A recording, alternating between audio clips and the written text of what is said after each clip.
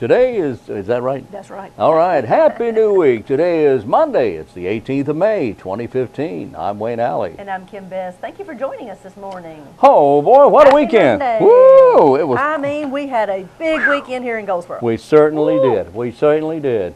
Love, love, love Wings Over Wayne. I'm telling you. Fantastic. Tons of people.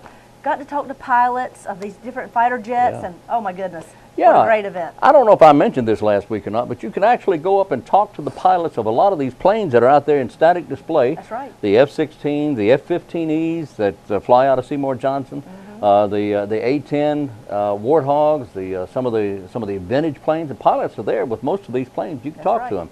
And actually, I got a chance to go inside some of these planes, especially the tankers. And we want to say thanks to that. Thanks a lot there. Yeah. Oh, but it was so much fun. I'm going to change my name, by the way. Are you? Yeah, you just think I'm Wayne Alley. You're actually looking at Wayne Lamborghini. Of course Boy, we are. oh man, let me tell you. That's not Linguini, that's Lamborghini. There you go. Wow. I know that was fun. That was fun, I'm telling you. Yeah, I didn't see the Lamborghinis. I missed that part. Yeah, well, I'll tell you, it was fantastic. And to round out the weekend, just to make it that much better, after the air show, I went to an event in Rosewood. Okay. There's a class out there that 12 years ago, these first graders planted a time capsule. Oh, wow. And they're all seniors now. They're all seniors now. And I'll give you details on this later this week, but we're going to show the video of that. Excellent. You're going to dig it up and reveal? Going to dig it up and reveal. In fact, we did that yesterday. All right. Yeah. Can't wait to see it. I'm telling you, it's going to be good. It's going to be good. All right, so just stay tuned for that. Anyway, it was a busy weekend. Absolutely. But All you know right. what? We like it to be that way. Yeah. We like things happening. Yeah. We like choices and options of things for our community to be able to do. And not only did our community attend, we had people from all over, everywhere coming to the air show. I saw people from Wow. Asia. There were people from Europe. There were people from every continent, I guess, except Antarctica. And they would have been here if they could have, thought out their windshield, yeah. But anyway, people from everywhere. You're right. And they're all having a good time, That's right. especially the kids. You asked me last week what my favorite thing about the air show That's was right. before I went. Now that you've been, we need your top two. You know what? I have trouble deciding. Well. I really do, because it was all just great. Tora is always amazing. And tell us what that is for those who didn't get the That chance is to see that. that is a recreation of the attack on Pearl Harbor, December 7th, 1941, a date that will live in infamy. Yep. And these pilots that fly these Japanese Zeros in there, they are amazing. And the narration that goes with it. It's almost a very emotional It is presentation, it's you know? extremely emotional. Extremely emotional. The smoke and the bombs going off, and it's just, and you could hear a pin drop in the crowd. Oh, yeah. You Oh, could. yeah, Everybody was mesmerized by this. It's an amazing display. Wow. So proud of Yeah. Seymour Johnson Air Force Base and all telling you. those who live, work, and play That's right. inside there and protect. Barring unforeseen circumstances, they'll be back in 2 years. That's exactly All right. right. With another Wings Over Wayne Air Show open house at Seymour Johnson Air Force Base. That'll be 2017. Wow, gosh. Did you have a I good did experience once. Friday night over at Relay for Life? Oh wow! Look, it gets bigger every does. year. Every year. Wayne Aycock was there, the chairman of the board of commissioners of Wayne County, and I won't start naming names because we'd be here for 3 days. Yes, exactly. But it just more people attend every year, and we have one of the best records of raising funds for the American Cancer Society and for research for cancer, right here in Wayne County, North Carolina. One of the finest in the country. Yeah. Right here in Wayne County, North Carolina. And all I can That's say is awesome. thank you very much for supporting Relay for Life here in Wayne County. Exactly. Yeah, it was a great I know event. It was. I know Great it was. event. I was out of town and was not able to participate Friday night, but I've been many years in the past, and it is always such a moving experience. Yes. Especially when the sun goes down, Yeah. and you have all the lit candles. Oh, Yeah, that's very pretty emotional. special. Yes. Very emotional. Very special moment. Okay. What you got? Well, I don't know what I have here. No, I don't want to use that. All right. Well, I will talk What you about got? starting in June. If you are a current resident of the city of Goldsboro, Yeah. and you have the services of trash pickup, things are a-changing. So we're talking trash here. We are talking Talking trash. trash. We are. I'll talk to you more about it when we get back from the interviews. But I want to tell you, automated solid waste pickup will be happening in Goldsboro. It's going to look a little different, be a little different, and I'll give you some details soon.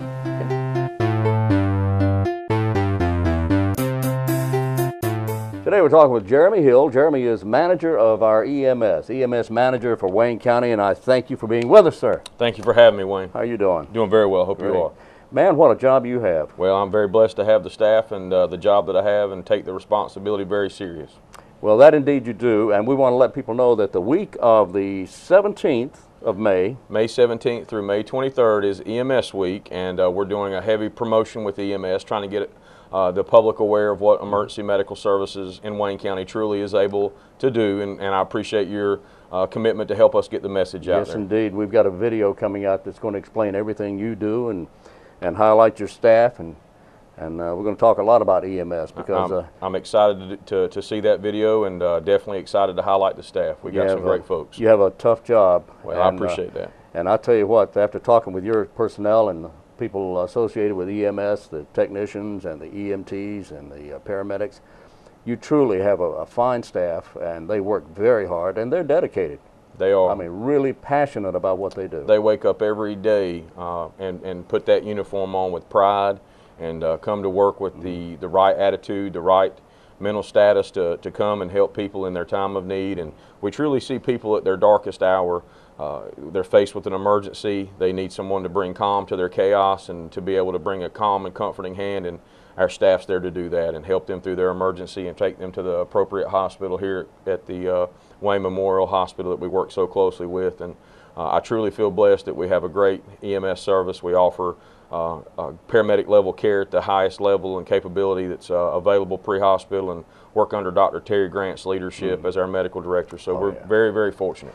That is great, of course. Now, that's not why we're here necessarily, but I wanted to mention that and get that out there. I appreciate that. Thank you. All right, but if you look behind us here, this FAST. Now, we're talking about strokes today. Yep. May is also Stroke Awareness Month, and we're trying to push the simultaneous message about EMS Week and stroke and stroke care at the same time. And it is a topic that's kind of near and dear to me. As a paramedic, when you have someone who is suffering from a stroke, time is critical, and I want to push that message today, that everyone watching this presentation understands that time is really, really important with this situation that they're dealing with. Stroke happens so frequently. In the United States of America, we have over 800,000 strokes a year. Really? Which means we're having someone's having a stroke in the United States. Roughly every 40 seconds, someone's being impacted with a stroke. So it's a high occurrence, and strokes are preventable.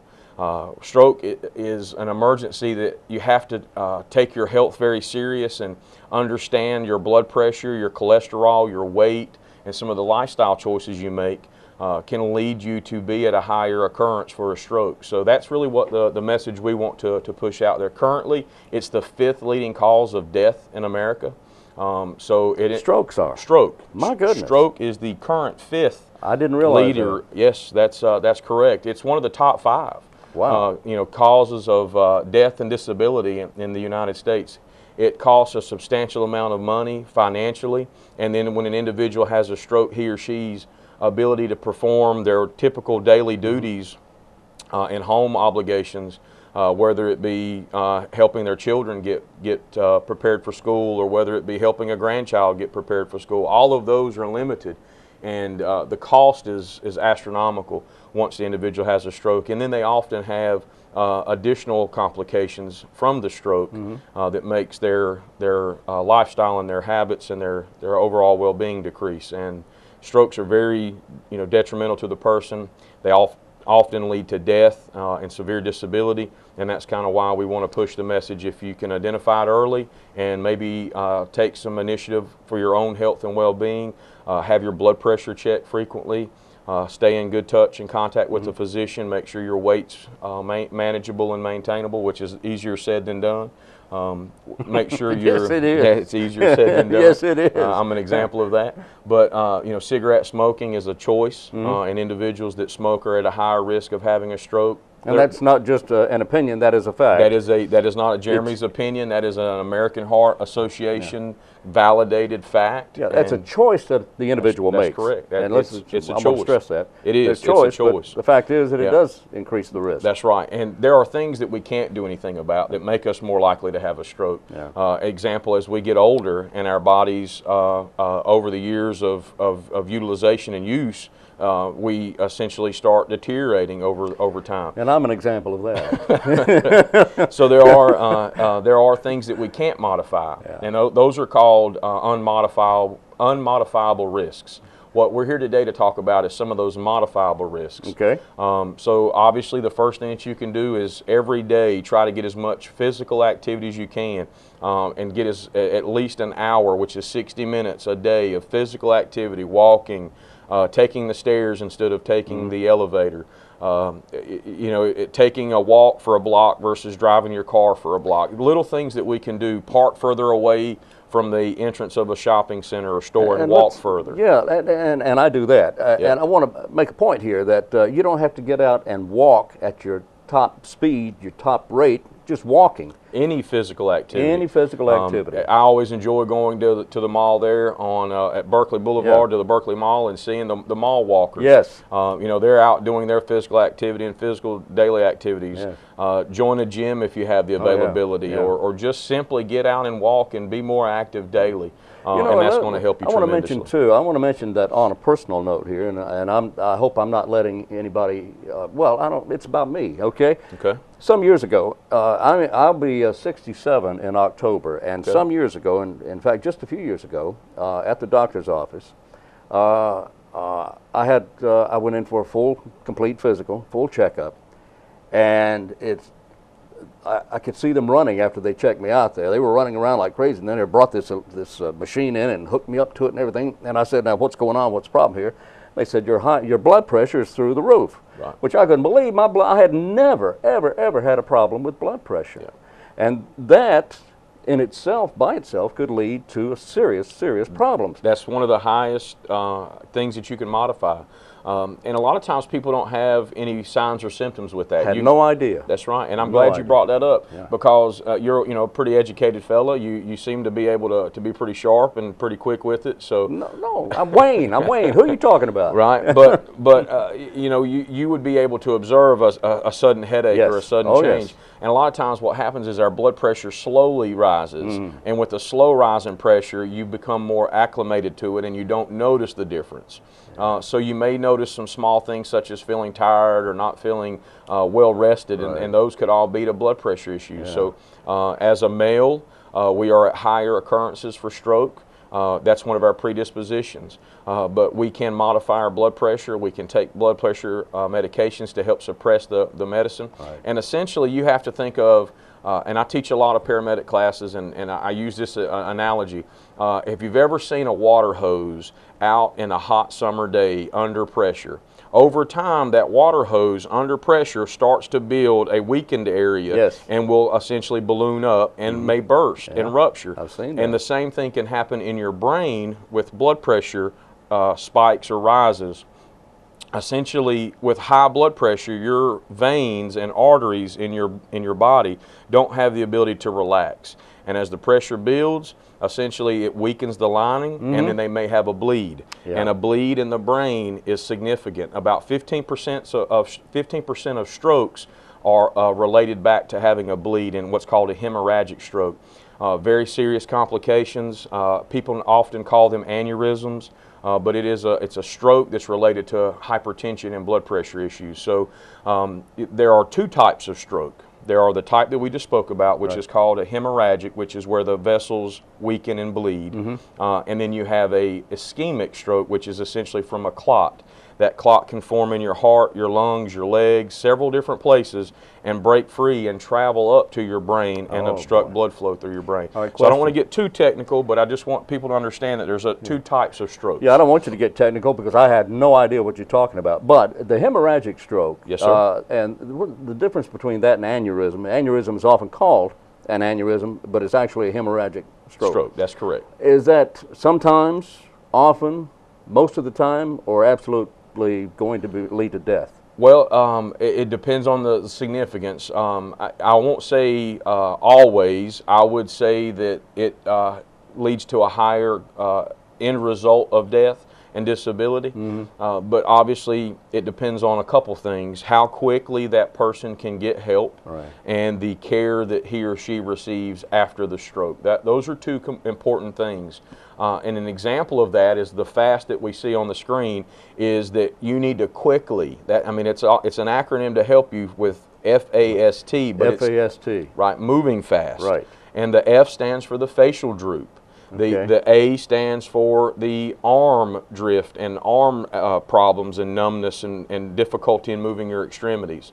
The S is dealing with speech and slurring of the speech or inability to speak. And then the T is time to call 911, which is what my service represents. Right. So the FAST message is essentially, if you're having any of those symptoms, you have that facial droop, that arm tingling, numbness, or difficulty in moving your arms, or you have slurring of your speech or inappropriate speech patterns, all of those are regulated by the brain. All the face, the arm, and the speech are all regulated by the brain. So if the brain's having a problem or is essentially having a brain attack, like we are all familiar with the word heart attack, if we're having a brain attack, we need to move just as quickly with the heart. All right, now is the face always going to droop when you're having a problem? It's a common sign, but it's not an always sign. And I would tell people that if they suffer from one or all three of those, that is a sudden change in what they're typically accustomed to seeing, they need to be really aware of that and make sure that they know how to dial 911 for the Wayne County 911 dispatch. So while your face may not be drooping, what about the arm movement? And essentially one of the tests we do pre-hospital for that is called a Cincinnati pre-hospital stroke scale. And we'll simply tell the person to smile for us. And I know that to the person that's experiencing an emergency, and when a paramedic's asking him or her to smile, that's probably a difficult question. But we can see a lot by the ability of the face just to bring both cheeks up symmetrically and actually raise their jaws at the raise their cheeks simultaneously. And we'll say, "Can you smile real big for me, Mr. Alley? If I were coming to help you and I thought you possibly would be having a stroke." It's a really simple tool, no necessary equipment other than my hands and my spoken word to you. I can conduct a really quick test. And the first part is, "Mr. Alley, I need you to smile real big for me." And then you would smile, and I would watch both sides of your face go up with symmetrical, both sides rising at the same time is what I'm trying to say.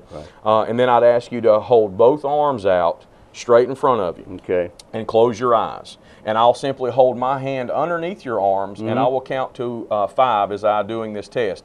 And essentially what we're seeing is if they're able to hold both out with the equal strength, they're okay, and they pass that test. A failure of that test would be that their arm would drift and start they would lose control of it. So that's part 2. The third part's real simple. We will actually ask the patient to listen to a sentence that we say to them and then have them repeat it back to us. And it's very simple. You can't teach an old dog new tricks. Got it. And then you'd repeat it back. And essentially what that's testing is your expressive and receptive aphasia, your ability to hear spoken word and then re-speak it and be able to recite it back to us. So those 3 quick tests, it's called a Cincinnati pre-hospital stroke scale. Smile real big for me, close your eyes, hold your arms straight out, and if you will please repeat after me. You can't teach an old dog new tricks. Those 3 things are tested on site really quickly.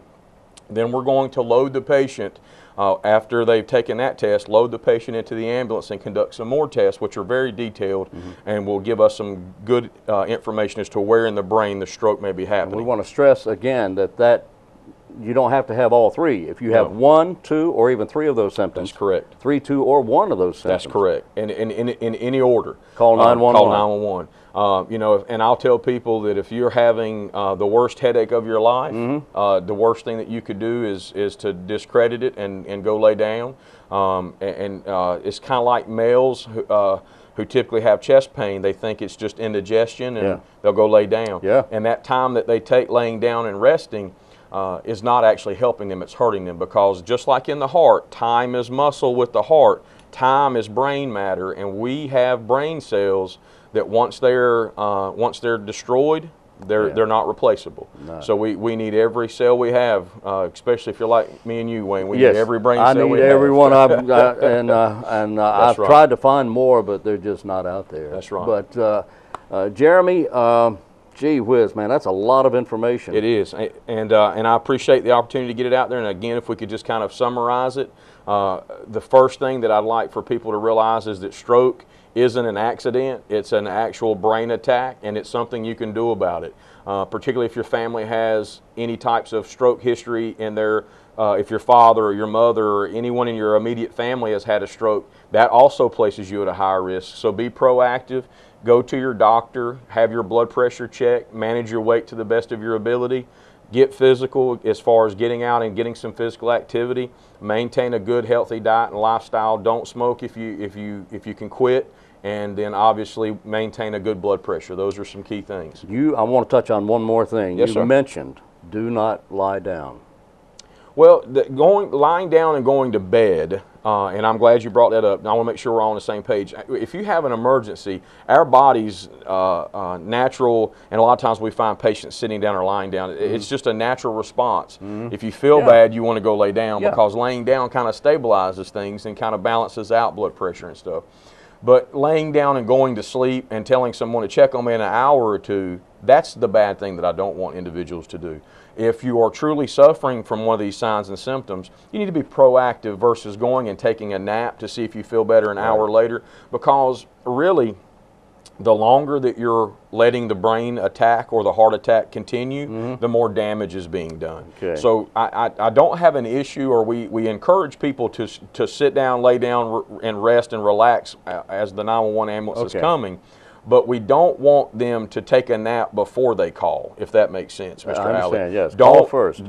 Call first. Don't lay down and say, I want to see how I feel in 2 hours later, 3 hours later, because those 2 or 3 hours are really detrimental if the person is truly having a stroke. And I don't want to instill fear in the community, but I do want to bring to the attention, again, it's one of the top 5 leading causes of death. In fact, it's currently 5th.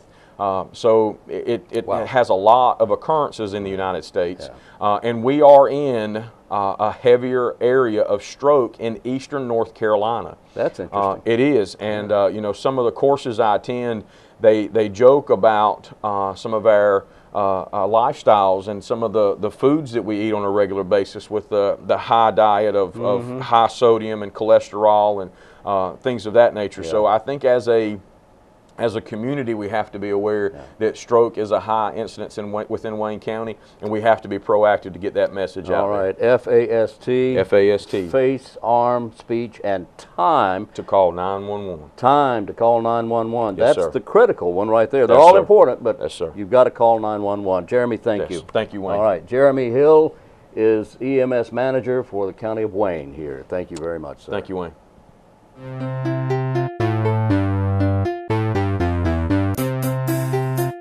And we're back on Wayne Goldsboro Television. Thank you for being with us. And today is Monday. Oh boy, Monday. Don't forget, tonight is the City Council meeting. Yes, it is.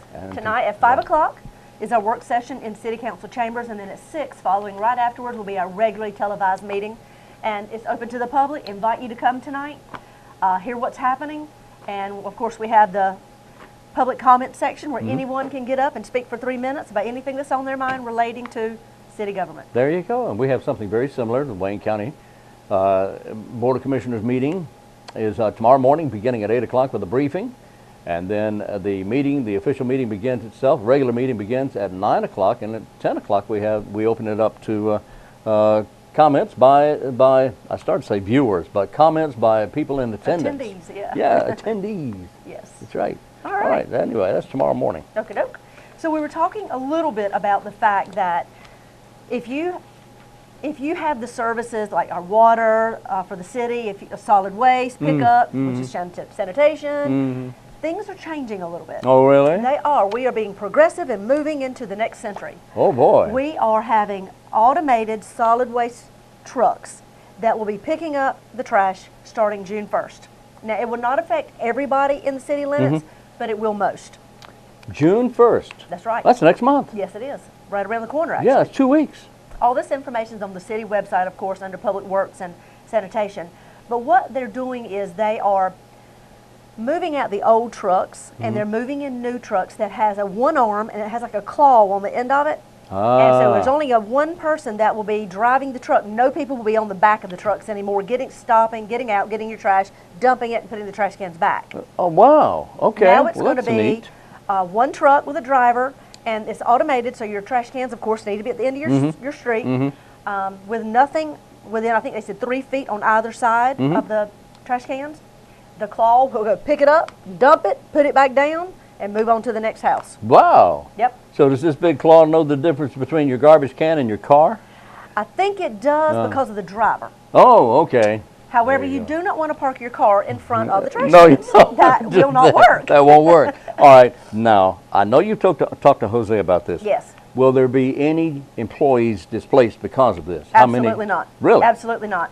As you know, before on our garbage trucks, there would be a driver and then two people on the back that actually got off the truck. Right. Well, when they started realizing that we needed to move to this automated truck pickup, then they started months ahead of time moving within the department Yeah.